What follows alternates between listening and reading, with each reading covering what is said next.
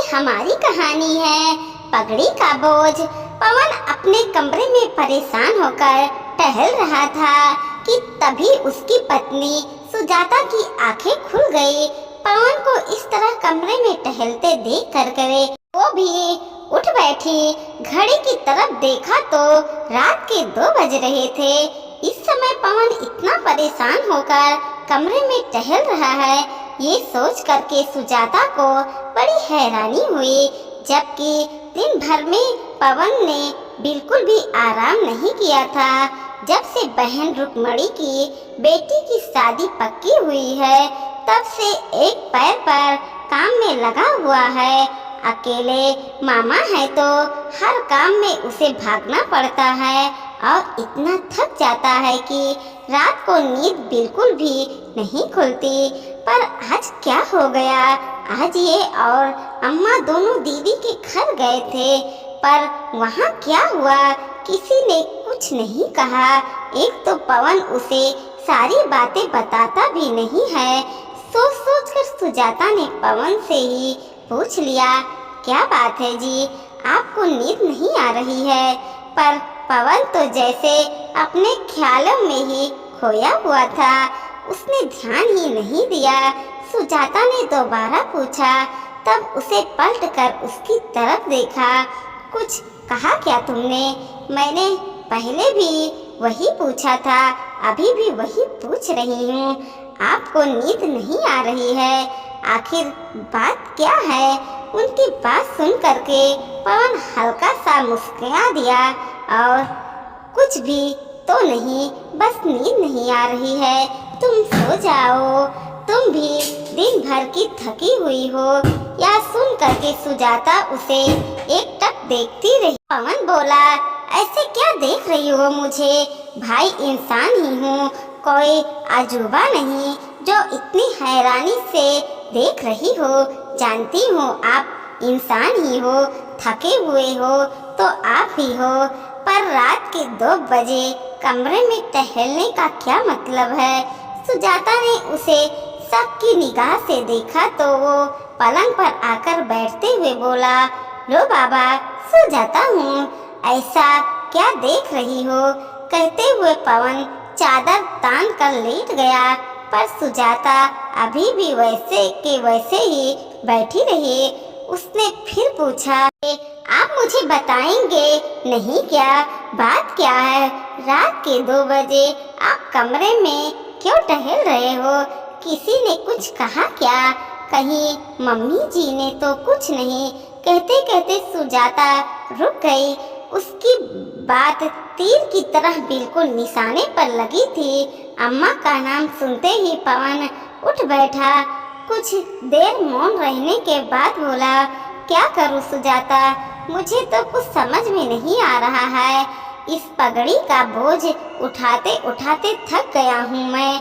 बाबा के जाने के बाद उनकी ये पगड़ी तो अब जान लेकर ही रहेगी मेरी। हाय राम, ये कैसी बातें कर रहे हो आप? मरे आपके दुश्मन। दिमाग में कुछ भी उटपटांग ख्याल आने से पहले हमारे बारे में तो सोच लेना। आखिर हुआ क्या है, साफ साफ बताइए। पवन की बात सुन करके सुजाता अपने सीने पर हाथ रखते हुए बोली, तुम्हें तो पता ही है, जब से रुक्मणी दीदी की शादी, नेहा की शादी पक्की हुई है, तब से हर रोज वक्त बेवक्त दुकान बढ़ाकर मुझे उनके घर जाना ही पड़ता है। अगर 1-2 दिन न जाऊं तो वो और जीजा जी अम्मा से मेरी शिकायत कर देते हैं और अम्मा बस अपनी ही राग लेकर रोना शुरू कर देती है। कहती है कि तेरे बाबा की पगड़ी तेरे माथे पर बंधी है तो जिम्मेदारी भी तेरी ही है। याद रख, बहन को ससुराल में कुछ सुनना न पड़े, पर इससे भी मुझे परेशानी नहीं है। मैं रोज चला ही जाता हूँ, पर आज तो कहता कहता पवन रुक गया। तब सुजाता ने कहा, आज क्या हुआ? आज दीदी जीजा जी ने मायरे की लिस्ट दी है और वो भी मेरे हाथों में नहीं, अम्मा को भी साथ में बुलाकर उनके हाथों में हाँ तो क्या हो गया, अम्मा को लिस्ट दे दी तो मायरे में तो हमें ही देना पड़ेगा, सुजाता ने कहा। तो पवन ने उसकी तरफ देखा और फिर बोला, सही कहा तुमने, मायरा तो हमें ही देना पड़ेगा, लेकिन हमारे घर की शांति तो भंग कर दी। क्यों, ऐसा क्या मांग लिया उन लोगों ने? सुजाता ने हैरान होते हुए उनकी तरफ देखा। अरे क्या बताऊं, लिस्ट बनाने से पहले एक बार भी नहीं सोचा कि हमारे पास से इतना पैसा कहाँ है। 51 बेस मांगने के बाद उनके पूरे परिवार के कपड़े मांगे हैं। ऊपर से कहा है कि दीदी जब आरती के लिए आएंगी तो सोने के गहने और 21,000 नगद थाली में रखना। यह मेरे ससुराल में मेरे मायके की भी इज्जत है। हे भगवान, इतना सब मांगा है, हम कहाँ से कर पाएंगे इतना? आपने कुछ कहा क्यों नहीं? सुजाता बीच में ही बोल पड़ी। इसकी बात सुनकर के पवन बोला, मैंने भी कहा था कि इतना सब कुछ हम कैसे कर पाएंगे, पर दीदी ने तो अम्मा को इमोशनल ब्लैकमेल करना शुरू कर दिया। वही हमेशा का राग, बाबा की इज्जत का सवाल है। क्या अपने बाबा की इज्जत के लिए इतना सा नहीं दे पाएगा? अगर इतना सा भी नहीं कर सकता था तो बाबा की पगड़ी पहनी ही क्यों थी? तब तो बड़ा ही चौकी पर बैठकर बाबा की पगड़ी पहनी थी। कहते कहते पवन चुप हो गया, पर सुजाता से रहा नहीं गया। उसने पूछा, दीदी को तो छोड़ो, वो तो शुरू से ही लालची स्वभाव की रही हैं। आप तो ये बताइए कि अम्मा जी ने क्या कहा? अम्मा जी का नाम सुनते ही पवन की आंखों में आंसू आ गए। उसकी आंखों में आंखें देख करके सुजाता ने उसके आंसू पोंछे और फिर पानी का गिलास लेकर के पहले पवन को पानी पिलाया। पानी पिला करके गिलास रखते ही पवन बोला, इसी बात का तो दुख है कि अम्मा हमेशा अपनी बेटी का ही पक्ष लेती हैं। कह रही थी कि अपने बाबा की इज्जत के लिए इतना सा भी नहीं कर सकता। आखिर तूने बाबा की पगड़ी पहनी है, उनकी जिम्मेदारियां तो तूने अपने कंधों पर ली है, तो अब ये तेरी जिम्मेदारी है कि तेरी बहन का मान सम्मान उसके ससुराल में रह जाए। जब मैंने कहा कि अम्मा ये मेरे बस की बात नहीं है, तो मुझ पर चिल्लाने लगी कि पूरी की पूरी मकान अकेले ही हड़प जाना चाहती है, मेरी बेटी को कुछ भी नहीं देगा। कहते कहते पवन फिर रो दिया। अब तुम ही बताओ सुजाता, मैं क्या करूं? थक गया हूं मैं इन सब से। मेरा भी परिवार है, बच्चे हैं, कमाई का जरिया सिर्फ वो एक दुकान है जिसे घर खर्चा, बच्चों की पढ़ाई चलती है, वो भी कई बार दीदी और जीजा जी के सामने पेश होने के कारण बंद रहती हैं। उनकी जी हजूरी ना करूं तो अम्मा खाना दुश्वार कर देती है। अकेले भाई है, अपनी बहन पर ध्यान नहीं देता। बाबा की पगड़ी क्यों लेने के लिए पहनी थी? दीदी जीजा को हर तीज त्योहार पर अम्मा एक से बढ़कर एक सामान देती हैं, पर क्या अम्मा को नहीं दिखता कि उनका बेटा हर त्योहार के पुराने कपड़े ही पहनता है? मेरी चप्पल तक कई बार घिसी हुई होती है।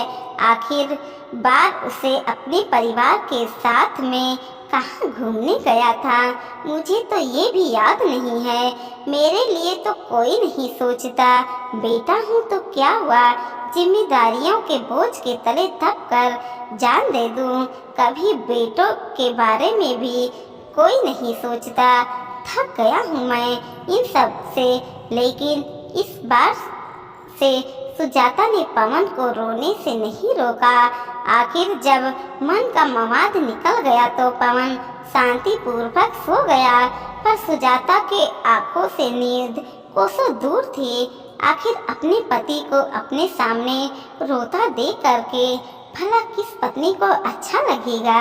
पवन किस दौर से गुजर रहा था ये देख करके सुजाता भी आत्मग्लीन होने लगी। वो पत्नी होकर भी यह बात नहीं समझ पाई। अपने तरफ से पवन पूरी कोशिश कर रहा था, मेहनत भी खूब करता था, हालांकि इतना कमा लेता था कि परिवार की जरूरतों को पूरा कर पाए, पर ये आए दिन के ऊपर के खर्चे उसे तोड़ कर रख देते थे।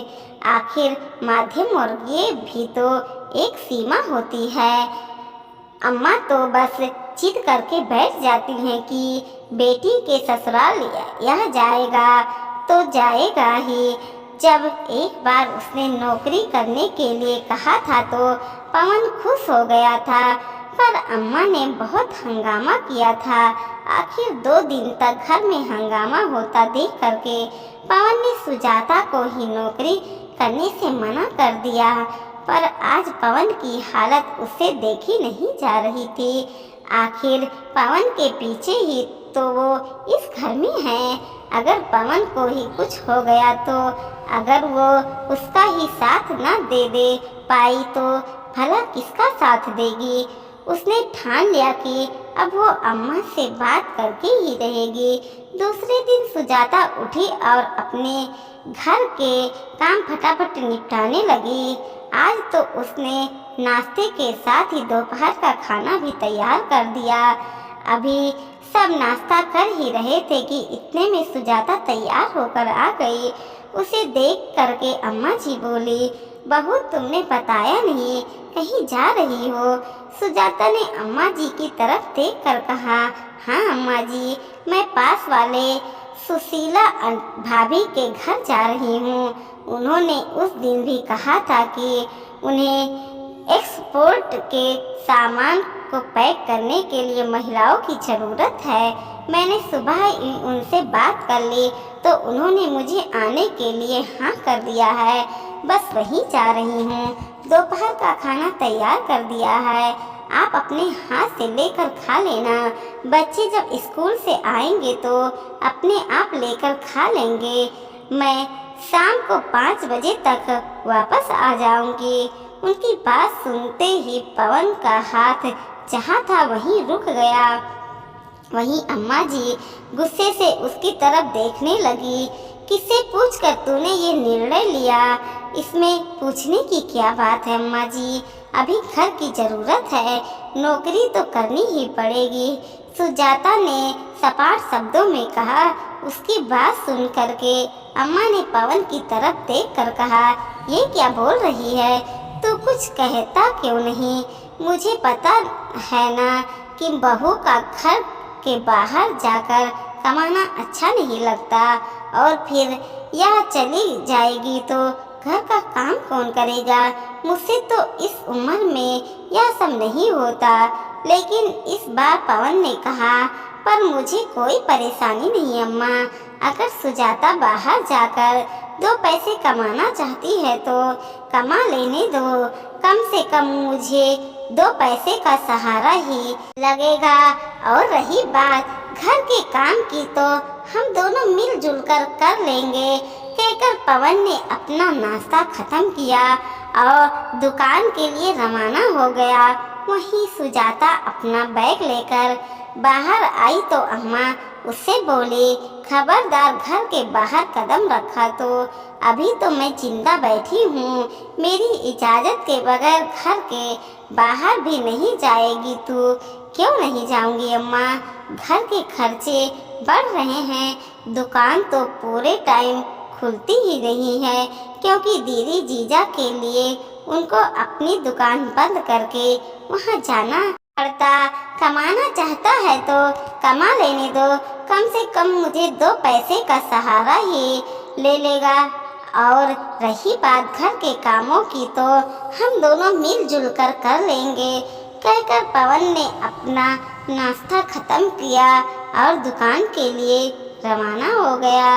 वहीं सुजाता अपना बैग ले करके बाहर आई तो अम्मा उससे बोली, खबरदार घर के बाहर कदम रखा तो अभी तो मैं जिंदा बैठी हूँ। मेरी इजाज़त के बगैर घर के बाहर भी नहीं जाएगी तो क्यों नहीं जाऊँगी अम्मा।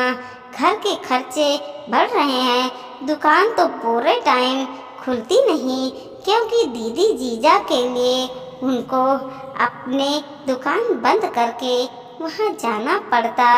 अगर नहीं गए तो आप खुद उनका खाना दुश्वार कर देती हैं। ऊपर से अब ये मायरे का नया तमाशा कर शुरू कर दिया। अरे मायरे देने में हमें कोई परेशानी नहीं है, पर कम से कम क्षमता अनुसार तो मांगो। सुजाता ने पलट कर कहा तो अम्मा चिढ़ गई। अच्छा तो तुझे भी मेरी बेटी दामाद दिख रहे हैं, वो दोनों तो तुम लोगों को सुहाते ही नहीं हैं। अरे अपने बाबा की पगड़ी अपने सिर पर बांधी है पवन ने, तो जिम्मेदारी भी उसकी ही होगी ना। और ऐसा क्या मांग लिया मेरी बेटी ने। भूल मत, मकान पर मेरी बेटी का बराबर का हक है, तो वो तुम फटाफट डरकाने को तैयार हो जाओ। और मायरे देने में तो दोनों के रोना आ रहा है। अम्मा की बात सुनकर के सुजाता हैरान रह गई। अब उससे अपना गुस्सा कंट्रोल नहीं हुआ। अम्मा, बेटी के प्यार में आपको बेटा नहीं नजर आ रहा है। बेटी का भी अपना पूरा परिवार है, उसकी अपने परिवार के लिए भी जिम्मेदारियां हैं। उसकी आर्थिक स्थिति इतनी अच्छी नहीं है कि वो ये सब कर पाए। आप खुद भी ये सब बातें अच्छे से पता है, फिर भी बेटे को भी दबाए जा रही हो। अगर आपको ये लगता है कि हम ये मकान डका जाएंगे तो आप अपने ही हाथों से इसे अपनी बेटी के नाम कर दो, पर भगवान के लिए हमें खुश रहने दो। आपको शायद आपकी बेटी संभाल ले, लेकिन मेरे लिए तो मेरा पति ही सब कुछ है। सुजाता की बात सुनकर के अम्मा थोड़ा ढीला पड़ते हुए बोली, अरे बेटा, ये सब नहीं करेगा तो लोग बातें बनाएंगे। अम्मा की बात सुनकर के सुजाता बोली, आपको लोगों की चिंता है अम्मा, अपने बेटे की नहीं। कल रात आपका बेटा रो दिया है, उसकी हालत क्या होगी इसका अंदाजा आप लगाइए। अगर कल को आपके बेटे को कुछ हो गया तो आपको ये लोग नहीं आएंगे।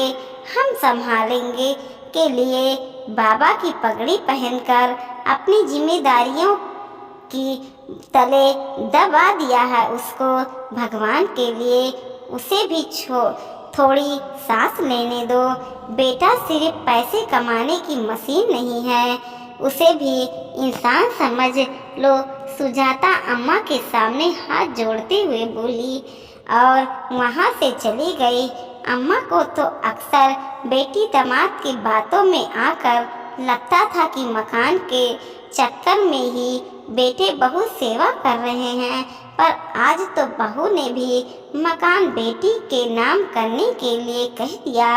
आखिर अम्मा को एहसास हो गया कि उनकी बेबुनियाद की जिद उनके बेटे पर भारी पड़ रही है।